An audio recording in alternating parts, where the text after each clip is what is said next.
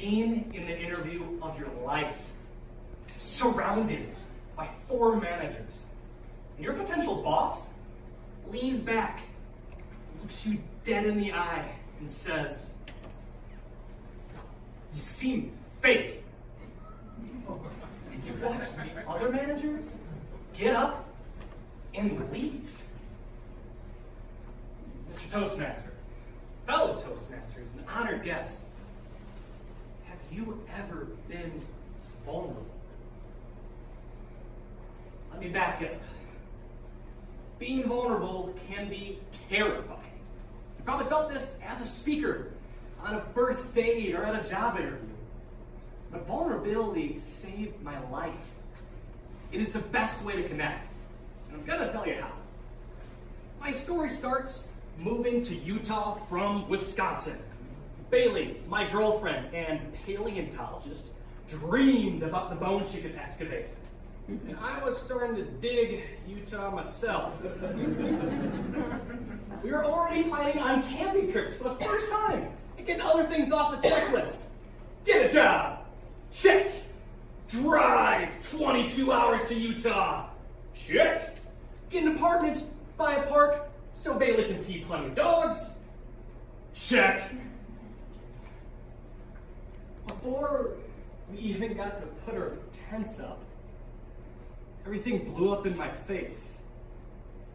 That job I got quickly turned into me being laid off. Bailey couldn't find steady work, and because of that, our apartment was turned into a game of how fast can you go broke?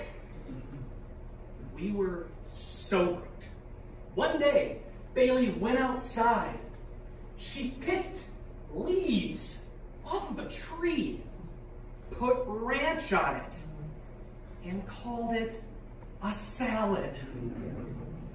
I thought she lost it. We were going down fast. Lose a job. Check. Lose an apartment. Check.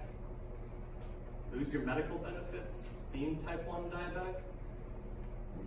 Check. We hit rock bottom. And our floor dropped even lower. 2 girls that Bailey grew up with.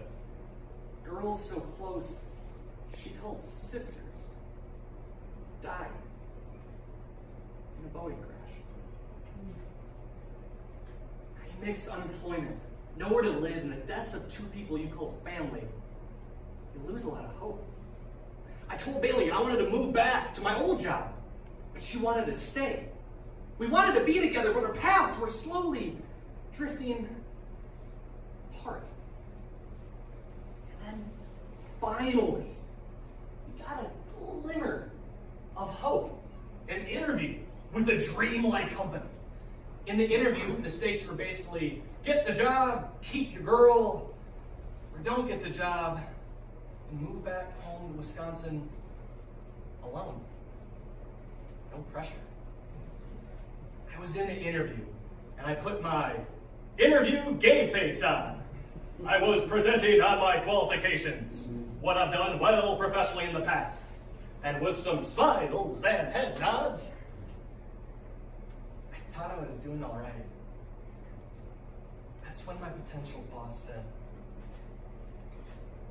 "You seem fake." While the other managers left, tears started to swell my eyes. I was going to have to go back to Bailey and tell her that it failed. And we were over. He said to me, "We get a million Matts every day talking about the same things. I want to know, why does Matt want this job?" There it was, my last chance. And I chose to be vulnerable. I told him about how we were leaf-eating broke. Unintentionally fulfilling that dream of camping by living in a tent. And how my relationship was hanging on this interview. It felt strange to be that open in the biggest moment of my professional life. Benny responded. He shared with me a time he went through a similar experience. Because I chose to be vulnerable, he in turn was vulnerable. I left that interview not knowing what to think. On one hand, it was great that we could relate. On the other, I just told my potential boss I ate leaves. I asked Bailey, was I too open? I got a phone call that answered that question. I got the job. Woo!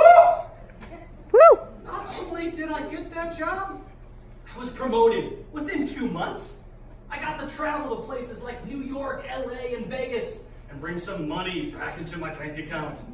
And Bailey, she got a job and is getting connected in the paleo field. We survived this relationship death race and have gotten to travel to places like the Grand Canyon. While being more in love, that canyon is deep. It takes guts to be vulnerable. In any pursuit, being vulnerable is the best way to connect. Choose to be vulnerable. Be authentic. Be courageous. Be you. Vulnerability saved my life.